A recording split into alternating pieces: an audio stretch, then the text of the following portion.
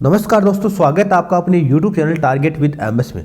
आज हम बात करने वाले हैं राजस्थान कर्मचारी चयन बोर्ड द्वारा आयोजित ग्राम विकास अधिकारी परीक्षा की, जिसका प्री कंडक्ट करवाया गया था 27 व 28 दिसंबर को 4 पारियों में जो आयोजित हुई थी। उस पर हम बात करेंगे, इसकी क्या कट ऑफ रह सकती है और क्या सेफ स्कोर है और मेंस की तैयारी किस प्रकार करें, इन सब पर हम चर्चा करेंगे। और पेपर का लेवल कैसा था, इस पर भी हम चर्चा करेंगे। तो हम बात करने वाले ग्राम विकास अधिकारी का पहला पेपर का लेवल क्या था। तो यह परीक्षा 27 व 28 दिसंबर को 4 पारियों में आयोजित की गई थी।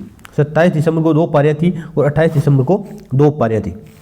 अगर पेपर के लेवल की बात की जाए तो जीके का ज़्यादा हाई लेवल नहीं था। जीके का पर्सन नॉर्मल, मतलब सभी जितने भी टीचर हैं जिन्होंने पढ़ाया था, लगभग से 90% क्वेश्चंस आए हैं।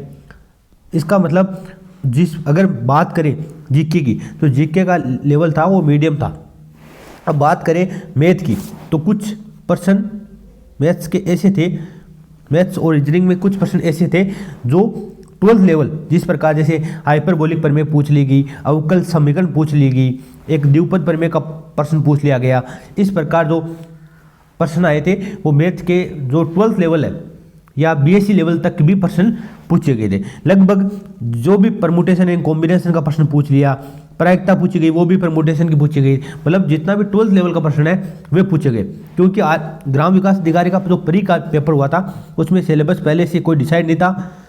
सामान्य गणित में 12th लेवल के प्रश्न पूछ लिए गए, इसलिए मैथ और रीजनिंग का थोड़ा सा लेवल हार्ड रहा। इसके अलावा बात करें हिंदी की, तो हिंदी का लेवल भी बहुत अच्छा लेवल था। उसमें 2-3% ऐसे थे जो काफ़ी विद्यार्थी नहीं कर पाए और अधिकांश विद्यार्थी नहीं कर पाए, क्योंकि हिंदी का लेवल भी थोड़ा सा डिफिकल्ट था।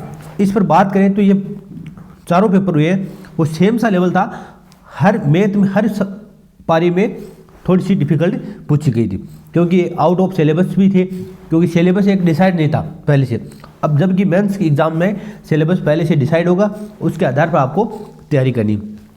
कुल मिलाकर ये मान के चलिए, अगर कोई इस प्रकार से चल रहा है कि माइनस मार्किंग नहीं है, नेगेटिव मार्किंग नहीं है और हम एग्ज़ाम देके आ जाए परी पास कर लेंगे, तो ऐसा बिल्कुल नहीं हो सकता, क्योंकि जिन्होंने तैयारी की है वही परी पास कर सकता है इस एग्ज़ाम। तो अब बात करने वाले हैं कि इसकी कट ऑफ क्या रहेगी, कट ऑफ कितनी रह सकती है। पहली बात तो आपको मैं बता दूं, कुछ यूट्यूबर है या कुछ हमारे भी गुरुजन है जो कट ऑफ मतलब एक भर्ती प्रक्रिया के हिसाब से बता रहे हैं, लेकिन ये एक परी पास है और इसमें आपको परी पास करके मेंस एग्जाम और देनी है। इसलिए कट ऑफ ज़्यादा, आप कोई 60 बता रहा है, कोई 70 बता रहा है, इतनी हाई नहीं जाएगी, क्योंकि किसी एक विद्यार्थी को 70% बनने से या 80% बनने से कट ऑफ निर्धारित नहीं होती। तो मैं आपको जो कट ऑफ बता रहा हूँ, पहली बात तो आपको ये बता दूं कि जिस प्रकार आरएस परी की कट ऑफ जारी की गई थी, इससे पहले पटवारी भर्ती परीक्षा की परी का कट ऑफ जारी की गई थी, पिछली पटवारी हुई थी उस समय भी। तो इसी प्रकार अब की बार जो कट ऑफ है, इसमें जनरल, ओबीसी, ईडब्ल्यूएस और एमबीसी, इन चारों की कट ऑफ सेम रखी जाएगी, जिस प्रकार आरपीसी ने अभी जारी की थी। तो इन चारों की जो मेल की कट ऑफ है उसकी बात करें तो वो कट ऑफ 50%, जिसके 50% या 50% से अबव है। अब 50 की जगह आप 49 भी ले सकते हैं, या 49 या 50 से अबव है जिनके, उनका मेंस क्वालिफाई, मेंस आप एग्ज़ाम दे सकते हैं, प्री क्वालिफाई आपका हो जाएगा 50 नंबर पे, अगर आपके 50 नंबर है या 50 से ऊपर है। अगर आप 55 से ऊपर है तो आप सेफ स्कोर में है, आपको बिल्कुल टेंशन करने की जरूरत नहीं है, आप मेंस की तैयारी करते रहें। अगर आप 55 से अबव है तो आप सेफ स्कोर में है, बिल्कुल आपकी प्री क्वालिफाई हो जाएगी। लेकिन आपके अगर 50 या 49 नंबर भी बन रहे हैं तो भी आप मेंस दे सकते हैं।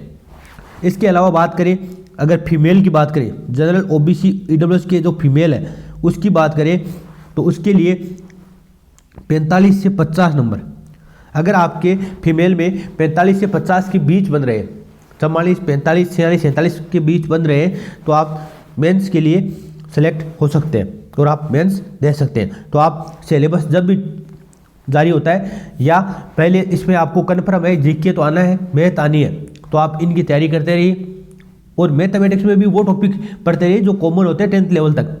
आगे अगर जैसे ही सिलेबस जारी होगा उसके अकॉर्डिंग फिर तैयारी कर लेना। अब बात करें SC ST की।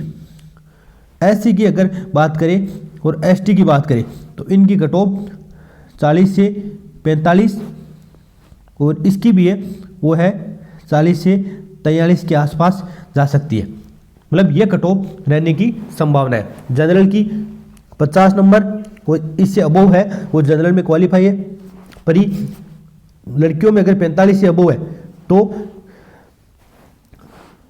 मेन परी क्वालिफाई है। इसके बाद SC की बात करें तो अगर इनके 40 से अबोव है तो ये SC ST वाले भी परी क्वालिफाई है। तो ये कट ऑफ रहने की संभावना है जहाँ तक मेरा अनुमान है। अब जिनके इस कट ऑफ से अबोव बन रहे हैं वो मेंस की तैयारी करते रहे, और अगर जिनके 55 से अबोव है या इस कट ऑफ से अबोव ज़्यादा 5 नंबर या अबोव है तो वो एकदम बिल्कुल सेफ है। 55 या 57 से जिसके अबोव है वो कुल मिलाकर इसी एग्जाम्स की मेंस की तैयारी करते रहें। अन्य एग्जाम में एक बार 2 नावों पर सवार होने की जगह आप एक एग्जाम की, क्योंकि इसमें छंटनी हो गई है, परी की वजह से छंटनी हो गई है, वही विद्यार्थी क्वालिफाई कर पाएंगे जो परी क्वालिफाई किए। तो इस वजह से आप इसी की तैयारी करें। अन्य एग्जाम्स में जो नई एग्जाम्स आ रही है उन पे आप ध्यान कम देकर इसी एग्जाम्स से दें, क्योंकि ये जल्दी एग्जाम करवाई जाएगी। इसके अलावा 2 फायदे इसमें, क्योंकि अगर पटवारी की ज्वाइनिंग पहले दी जाती है तो आपके मेंस में आपका सिलेक्शन के ज़्यादा चांसेस बन रहे हैं अगर पटवारी की ज्वाइनिंग पहले दी जाती है। अगर इसके अलावा रीट की ज्वाइनिंग भी, जैसा कि प्रक्रिया चल रही है रीट की ज्वाइनिंग भी जल्दी देने की, तो रीट की ज्वाइनिंग और पटवारी की ज्वाइनिंग दे दी जाती है तो वीडियो की मेरिट जो मेंस की मेरिट होगी वो कम रहेगी। इस वजह से आप इसी पर ध्यान दें, और पोस्टें भी बढ़ा दी गई है, इसलिए आपका सिलेक्शन सुनिश्चित हो सकता है। आज के लिए इतना ही, धन्यवाद।